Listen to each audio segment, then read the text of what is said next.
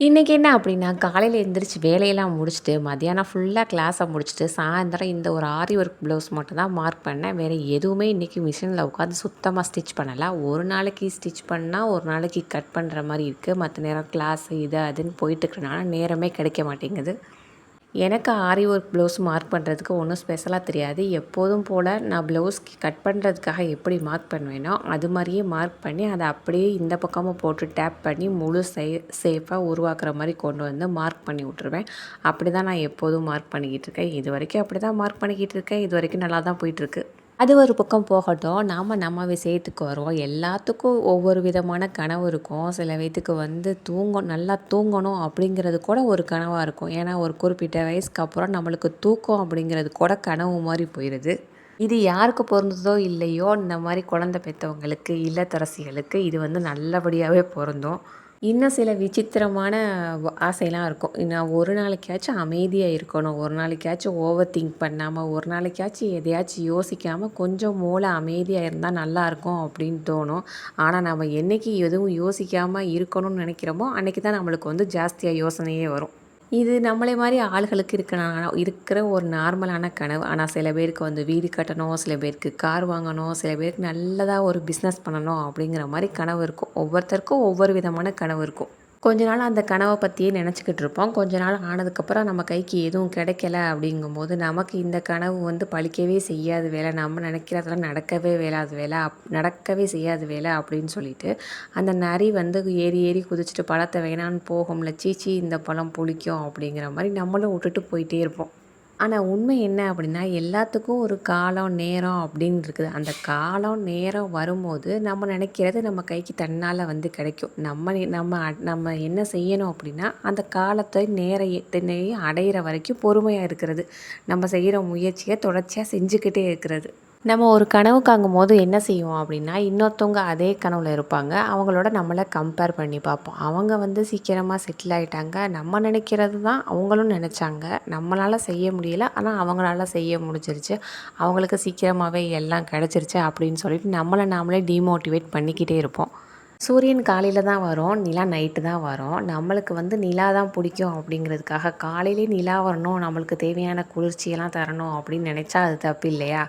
நிலாவும் அதோட குளிரும் சேர்ந்து நம்மளுக்கு வேணும் அப்படின்னா, நம்ம சூரியனை விரும்புகிறவங்களோட நம்மளை நாமளே கம்பேர் பண்ணிக்கவே கூடாது. ஒவ்வொருத்தருக்கும் ஒவ்வொரு ஆசை இருக்கும். ஒரே மாதிரி ஆசையாக கூட தோணலாம். ஆனால் அதுக்கான நேரம் வரும்போது தான் அது கிடைக்கும்.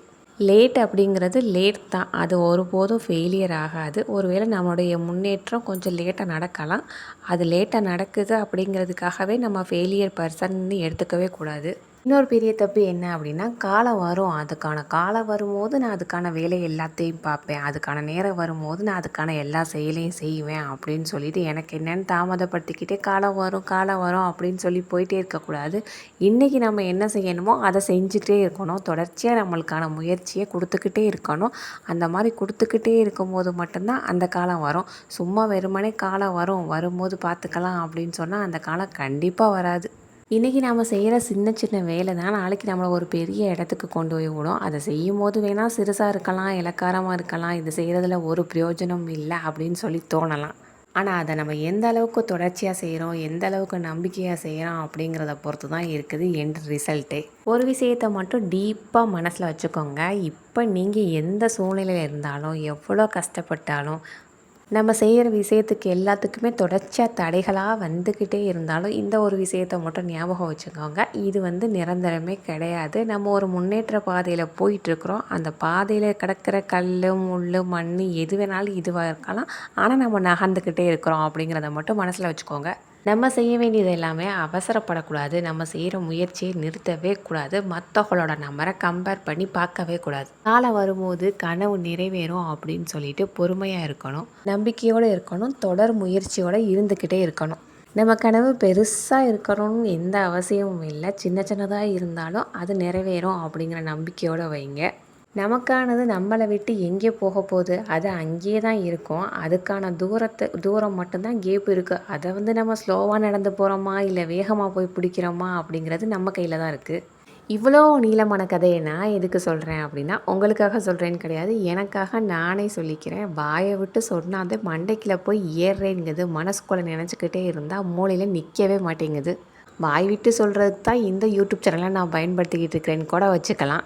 மறுபடியும் சொல்கிறேன், நல்லா தெரிஞ்சுக்கோ. நீ வேறு, மற்றவங்க ஃப்ரீயாக இருக்கலாம், பேசலாம், சிரிக்கலாம், என்ன வேணாலும் பண்ணலாம். உனக்கு ஒரு வேலை இருக்குது. நீ எப்போதுமே ஒரு ஸ்பெஷல் பர்சன். அதனால் நீ உன் வேலையை மட்டும் தொடர்ச்சியாக பார்த்துக்கிட்டே இரு அப்படின்னு எனக்கு நானே சொல்லிக்கிட்டு, உனக்கான காலம் வரும்போது உனக்கான எல்லா கனவுமே நிறைவேறும். அது வரைக்கும் பொறுமையாக இருக்கணும், முயற்சியை செஞ்சுக்கிட்டே இருக்கணும் அப்படின்னு சொல்லி முடிக்கிறேன். என்னை போல் யாராச்சும் இருந்தீங்க அப்படின்னா, உங்களுக்கு என்ன கனவு, அதுக்காக நீங்கள் என்ன முயற்சி பண்ணுறீங்க அப்படிங்கிறத கமெண்ட்டில் சொல்லுங்கள். இப்படி நமக்கு நாமளே ஏதாச்சும் மோட்டிவேஷனலாக பண்ணிக்கிட்டு பேசிக்கிட்டு இருந்தால் மட்டும்தான் நம்மளுடைய நாளே நகழுது. இன்றைக்கி ஏதோ பெரிய அளவில் இல்லாக்காட்டிலும் இதை ஒன்றையாச்சும் மார்க் பண்ணி வச்சாச்சு.